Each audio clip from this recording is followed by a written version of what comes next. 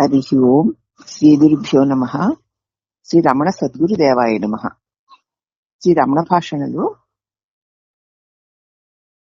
November 7, 1938.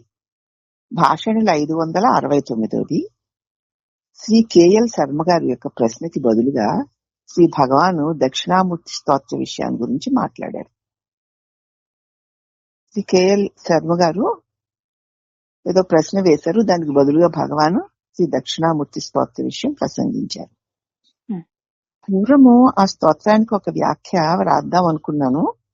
Shri రంగనాథయ్యరు నా తమిళ ప్రతిని తీసుకుని వెళ్లి అప్పడపు పాటతో చేర్చి ముద్రించారు. ఆ పిమ్మట దాని వివరణ రాయమని అడిగారు. అప్పుడు ఉపోద్ఘాతం తయారైంది. అతడు చూసి ముద్రణకే తీసుకువెళ్ళాడు. ఇంకా ఆ తర్వాత అది సాగలేదు. ఇక స్తోత్ర విషయం అంటారా అంటే దక్షిణామూర్తి స్తోత్ర విషయం. సృష్టికర్త అయిన బ్రహ్మకి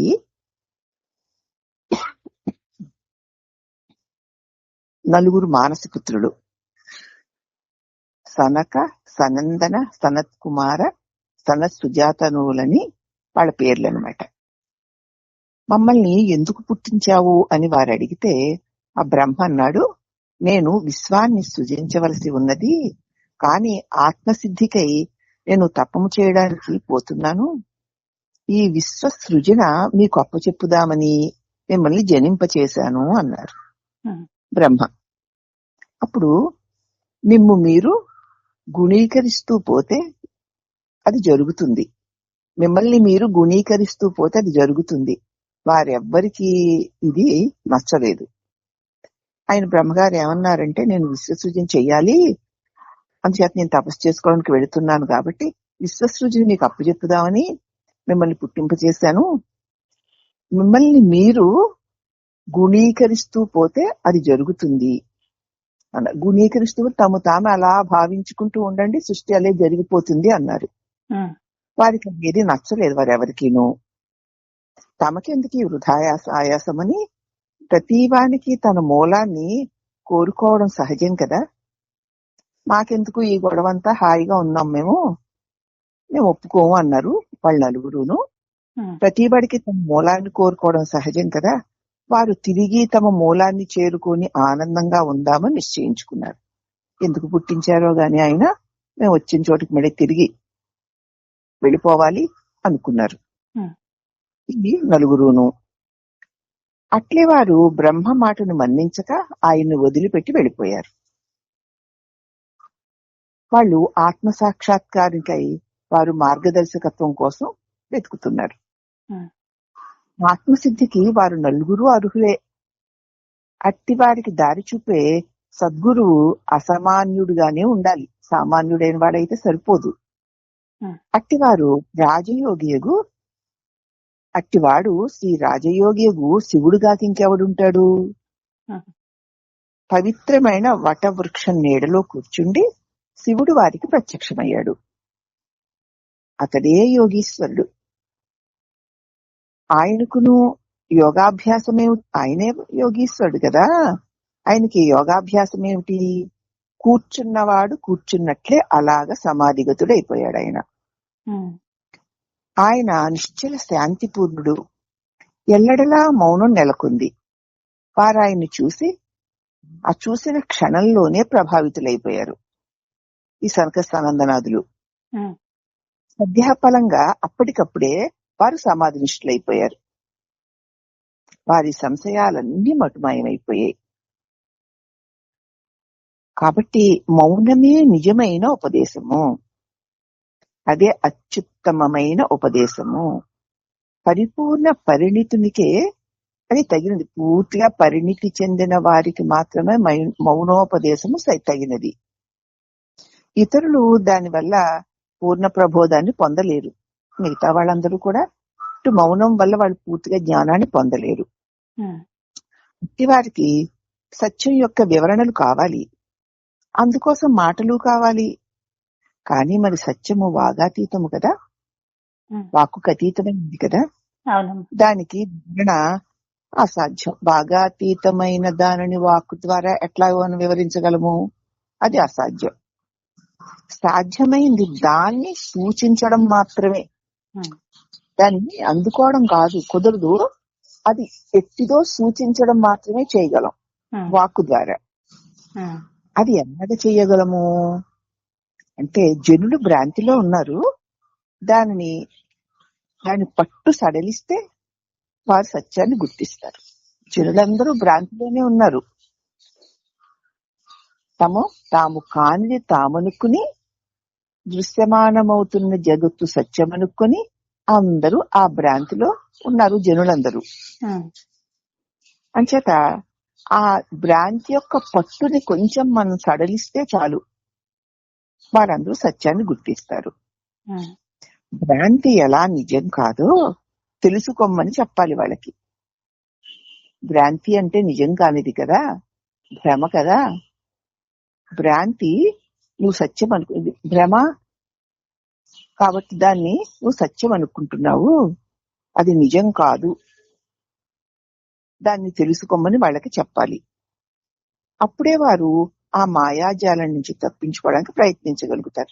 ఏమిటి, నేను ఇంతలా బ్రతుకుతున్నాను కదా, ఇంత సజీవంగా చైతన్యవంతంగా కష్టసుఖాది అనుభవాలు అనుభవిస్తూ ఉన్నాను కదా, ఇదంతా భ్రాంతి కళ అంటారేమిటి, ఇది భ్రాంతి ఎలాగవుతుంది, ఇది మాయ ఎలా అవుతుంది అని వాళ్ళు తామే ప్రశ్నించుకొని చూసుకోవడం మొదలు పెడతారు. అలా ప్రయత్నం చేయగా వాళ్ళు ఈ మాయాజాలం నుంచి తప్పించుకోవడానికి ప్రయత్నం చేస్తారు. వైరాగ్యం ఆ విధంగా కలుగుతుంది. ఆ బోధల వల్ల వాళ్ళకి వైరాగ్యం కలుగుతుంది. నిజ అనుభవంలో చూసుకుంటూ ఉంటే ఏదేమో ఏది నిత్యమో అనుకుంటున్నామో అది క్షణానికి అసత్యమో అనిత్యం అయిపోతూ ఉండడం, వాళ్ళని పరిశీలించి చూసుకుంటే వాళ్ళు తెలుసుకుంటారు. అప్పుడు వాళ్ళకి వైరాగ్యం కలుగుతుంది. వారు అప్పుడు నిజమైన సత్యం కోసం నిజంగా ప్రయత్నం చేస్తారు. అంటే ఆత్మ విచారణ చేస్తారనమాట. అది వారిని ఆత్మస్థితుల్ని చేయగా వారిని ఆత్మస్థితుల్ని చేసేస్తుంది ఆ విచారణ. శివ అవతారమైన శ్రీ శంకరాచార్యుల వారికి పతిత జనుల మీద ఎంతో కరుణ. శివుడి యొక్క అవతారమైన శ్రీ శంకర్ల వారికి ఈ అజ్ఞాన అంధకారంలో పడి మోహంలో పడి భౌతిక సుఖాలు అనుకుని వాటి కోసం పాపాలని పుణ్యాలనే విభేదం లేకుండా భౌతిక సుఖాల కోసమే పడిపోతున్న ఈ అజ్ఞాన మానవులంటే ఎంతో కరుణ. అయ్యో పాపం వాళ్ళు సత్యం తెలియక కదా, అసత్యాన్ని సత్యం అనుకున్న భ్రమలో ఉండి కదా ఇటు క్రియలు చేస్తున్నారు అని వారిని ఆ అసత్యంలోంచి బయటికి తీసుకురావాలని ఆయనకి ఎంతో ఈ పతిత జనుల మీద కరుణ. వీరికందరికీ స్వస్వరూప ఆనందం తెలుపాలి అని శంకర్ల వారి కోరిక. ప్రతి ఒక్కరికి తమ స్వరూపం ఎంత గొప్పదో తాము తెలియబడుతుంది. ఈ జగత్తులో సుఖాల కోసం వెంపర్లాడుతూ ఎండమావిలో నీటి కోసం పరుగులు పెడుతున్న వాడిలాగా దుఃఖపడుతున్నారే, వారికి సుఖం దానిలో లేదని, తమ స్వరూపంలో ఉందని వారికి ఈ పామర జనులందరికీ తెలియజేయాలని శంకర్ల వారి కోరిక. మౌనంతో వారందరినీ ప్రబోధింప వీలు కాదు గనక సనకసనందనాథులు అయితే వాళ్ళందరూ కూడా మరి ఆత్మస్థితికి అర్హులైన వారు, వారికి ప్రబోధ సరిపోయింది. కానీ మరి అందరికీ అలా కుదరదు కదా. ఆయన దక్షిణామూర్తి స్తోత్రాన్ని రచించారు. వారందరూ దాన్ని చదివి సత్యాన్ని చక్కగా అర్థం చేసుకోవచ్చు అనే ఉద్దేశంతో ఈ స్తోత్రాన్ని కనుక మనం చదివితే వాళ్ళు దాని అర్థాన్ని మననం చేస్తే గురుముఖంగా ఆ అర్థాలను తెలుసుకుంటే వాళ్ళందరూ కూడా మరి సత్యాన్ని తెలుసుకోగలుగుతారు కదా అన్న ఆశతో ఆయన దక్షిణామూర్తి స్తోత్రాన్ని రచించారు.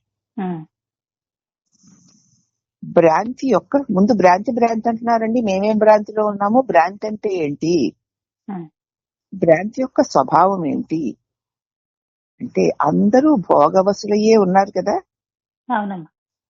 ప్రతి ఒక్కరూ ఏదో ఒక దాన్ని భోగించడానికే పడుతూ ఉంటారు కదా. భోక్త, భోగ్యము, భోగము. భోగించాలి అంటే భోక్త ఉండాలి, భోగించవలసిన వస్తువు ఉండాలి, భోగం ఉండాలి. భోగ్య వస్తువులు యథార్థాలు అన్న తప్పు భావన దీనికి కారణం. తాము దేనిని అనుభవించ కోరుతున్నామో అవి సత్యాలేను అన్న భావనతో ఉన్నారు వీళ్ళు. తమ చేత తెలియబడేటువంటి వస్తువులను అనుభవిస్తే భోగము అన్న భ్రాంతిలో ఉన్నారు. ఈ యథార్థాలు అనుకుంటున్నారు. తమ చేత తెలియబడే ఈ దృశ్యజాలంలో ఉన్నటువంటి భోగ వస్తువులు నిజమైన భోగాన్ని ఇచ్చేవి అని భ్రమలో ఉన్నారు వాళ్ళు. అవి నిన్ను ఆశ్రయించుకుని ఉండగలుగుతున్నాయి, తమకి తామే ఉండలేనివి అన్న సత్యం వాళ్ళకి తెలియడం లేదు. తమ చేత తెలియబడే నామరూపాలు వస్తువుల వల్ల తమ భోగాలను అనుభవిస్తాము, సుఖిస్తామన్న భ్రాంతిలో ఉన్నారు. ఈ తప్పుడు భావనే దీనికి కారణం. అహంకారము, ప్రపంచము, సృష్టికర్త ఇవి మాయకి ఆధారాలు. అహంకారము నేను అనేటువంటి వ్యక్తి భావన, పైగా నా చేత తెలియబడే ప్రపంచము, ఈ ప్రపంచాన్ని ఎవడో భగవంతుడు సృష్టించాడని ఒక సృష్టికర్త, ఇవన్నీ కూడా మాయకు ఆధారాలు. అదే మాయ. నేను ఒకడినున్నానని, ఈ ప్రపంచం ఒకటి ఉందని, నాకు ఈ ప్రపంచానికి ఆధారంగా ఒక సృష్టికర్త పరమాత్ముడు ఎక్కడో ఉన్నాడని, ఇగో ఇటువంటి భావాలే మాయకి ఆధారాలు. అవి ఆత్మకి భిన్నంగా లేవని తెలిస్తే మాయావరణం తొలగిపోతుంది. అంటే నేను, నా నిజస్వరూపమైన నేను, వ్యక్తి భావనతో కూడా నేను కాదు. అవి ఆత్మకి నన్ను విడిచి, నా తీరిని విడిచి, నా ప్రకాశాన్ని విడిచి, నేను అనే ఒక అహంభావన, తర్వాత ఆ నేనుకి తెలియబడే ప్రపంచము, ఈ నేను నీ ప్రపంచాన్ని సృష్టించిన ఒక సృష్టికర్త, ఇవి అన్నీ కూడా ఆత్మస్వరూపమైన నాకంటే వేరు కాదు. నన్ను విడిచి లేవు అని కనుక తెలిస్తే ఇక ఈ మాయ ఆవరణ తొలగిపోతుంది కదా. ఓహో, నాయందే నాకేనా, నాయందే ఉండి నాకే తెలియబడుతూ నేను లేకపోతే ఉండలేని వాటి కోసం నేను తాపత్రయపడుతున్నానా? అవన్నీ అలా ఉన్నట్టు తోచేవే గాని సత్యాలు కావు అని వాళ్ళకి అనుభవపూర్వకంగా తెలిసిపోతుంది. అదే మాయావరణ తొలగిపోవడం అంటే. ఇది విచారణ. ఇక్కడ శ్రీ దక్షిణామూర్తి శ్లోకంలో మొదటి 4 శ్లోకాలు ప్రపంచాన్ని ప్రస్తావిస్తాయి. శ్రీ దక్షిణామూర్తి స్తోత్రంలో మొదటి 4 శ్లోకాలు ప్రపంచాన్ని ప్రస్తావిస్తాయి, ప్రపంచాన్ని గురించి మాట్లాడతాయి. ఆ ప్రపంచం గురునికి వేరు కాదు, ఆ ప్రపంచం గురువు కంటే వేరు కాదు. గురువు అంటే నీలో ప్రకాశిస్తున్న చైతన్య స్వరూపం. ఈ ప్రపంచం నీలో ప్రకాశిస్తున్న చైతన్య స్వరూపం కంటే ఆయన గురువు కంటే వేరు కాదు. ఆయన ఆత్మయే నీలో ఉండి నిన్ను కూడా ప్రకాశింపచేస్తూ అందరినీ ప్రకాశింపచేస్తున్న నీ ఆత్మయే గురువు. అవునమ్మా. ఆ ఆత్మయే శిష్యుని ఆత్మ అని, లేక సాధకుడు తనను సమర్పించవలసింది గురువు అని తెలియపడింది. కాబట్టి ఆ ఆత్మయే శిష్యుని ఆత్మను గురువు యందు ఉన్న ఏ చైతన్య ప్రకాశం ఉందో అదే శిష్యుని యందు ఉంది. గురువు శిష్యుడు అని వేరుగా ఏదీ లేదు అని సాధకుడు తనని నేనంటూ వేరే లేను, ఆత్మస్వరూపమైన గురునికి తన్ను తాను సమర్పించుకోవలసింది. ఎవరికంటే గురువు, ఆత్మస్వరూపుడైన గురువుకి అని చెప్పబడింది మొదటి 4 శ్లోకాల్లోనూ. తర్వాత 4 శ్లోకాల్లో జీవుణ్ణి గురించినవి, తర్వాత 4 జీవుణ్ణి గురించినవి. జీవుని ఆత్మగురుని ఆత్మకు అభిన్నమని తెలిపేవి. జీవుణ్ణి ఆత్మగురుణ్ణి ఆత్మ కంటే వేరు కాదు అని తెలిపేవవి. ఈ జీవుడు యొక్క ఆత్మను, ఆ ఆత్మే గురువు, గురువు కంటే గురువు శిష్యుడు వేరు కాదు అని తెలిపేవన్నమాట అవన్నీను. అంటే తెలుసుకొనగోరేవాడును తెలియచెప్పేవాడును. ఒకటే. తెలియచెప్పేవాడు అయితే తెలుసుకొనగోరేవాడు శిష్యుడు. అవునా? అవునమ్మా. తెలుసుకొనగోరే శిష్యుని యందు ఏ చైతన్యం ఉందో, ఏ తెలివి ఉందో, తెలియచెప్పే గురువు యందు ఆ తెలివి ఉంది. ఒకవేళ గురువు ఏదైనా బోధ చెప్తుంటే శిష్యుని దగ్గర ఆ బోధని గ్రహించే తెలివి లేకపోతే ఆ బోధకి విలువే ఉంది? లేదమ్మా. గురుని యందు ఉన్న చైతన్యమే, తెలివే శిష్యుని యందు ఉంది. కాబట్టి తెలుసుకునేవాడు, తెలియబడేది ఒక్కటే. తెలియచెప్పే గురువు, తెలుసుకునే శిష్యుడు ఒక్కటే. ఇద్దరి యందు ఉన్న ఆ మహా చైతన్యము ఒక్కటే.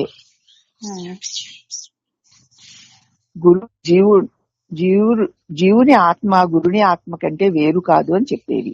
ఇక 9వ శ్లోకంలో ఈశ్వరుణ్ణి, 10వ శ్లోకంలో సిద్ధిని వివరించారు శంకర్ల వారు.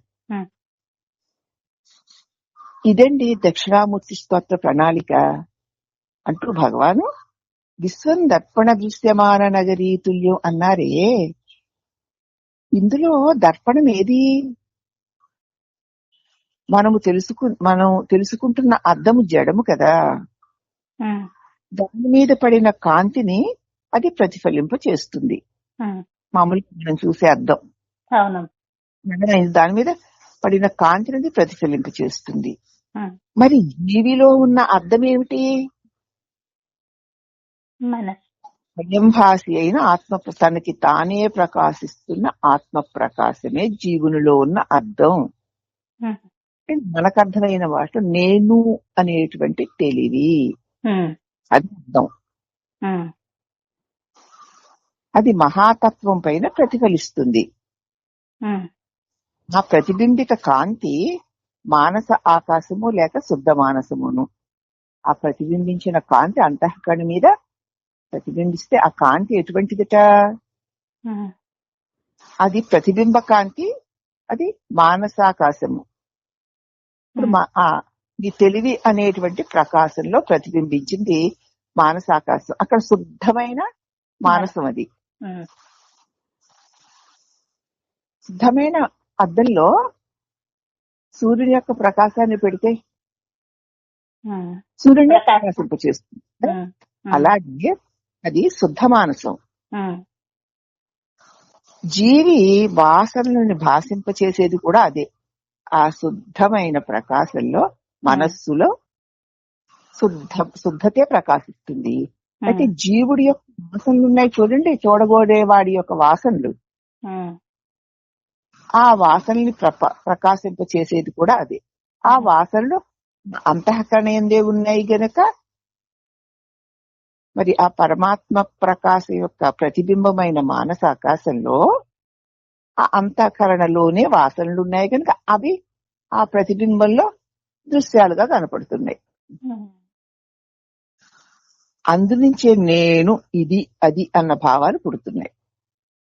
ఆ మానసాకాశంలోనే ముందుగా ఉంది, స్పష్టంగా పరమాత్మ ప్రకాశంతో ఉంది. అది చైతన్యమై ఉండడం చేత ఆ మనసు ఎందే అంతరాంతరాలలో ఉన్నటువంటి నేను, నాది అనేటువంటి ఆ భావనలు వ్యక్తమై మనకి ఆ అద్దంలో, ఆ మనసు అనే అద్దంలో ప్రతిఫలించి కనిపిస్తున్నాయి. ఈ శ్లోకాలు మొదలు చదివినప్పుడు అందు చెప్పబడిన బంధమోక్షాదులన్నీ గురువు దక్షిణామూర్తికి సంబంధించినవని పై అర్థం స్ఫురిస్తుంది. మొట్టమొదటి శ్లోకాలు చదివినప్పుడు దానిలో చెప్పిన బంధమోక్షాలన్నీను సద్గురు దక్షిణామూర్తికి సంబంధించినవి, దక్షిణామూర్తి చెబుతున్నారు అని పై అర్థమే స్ఫురిస్తుంది. కానీ అది తప్పు. నిజానికి అది సద్గురువునకు శిష్యుని శరణాగతికి ఉద్దేశించింది. పైన చూసింది కాదు. సద్గురువుకి శిష్యుడు శరణాగతి చెంది నేననే ప్రత్యేక వ్యక్తిత్వమేది లేదని, ఉన్నది శుద్ధమైన అఖండ ప్రకాశమైన గురువేనని తెలియజేస్తుంది. అప్పుడిక గురువు శిష్యుడు అని రెండు లేక ఏకైక శుద్ధ ప్రకాశమైన పరబ్రహ్మమే భాషిస్తూ ఉంటుంది.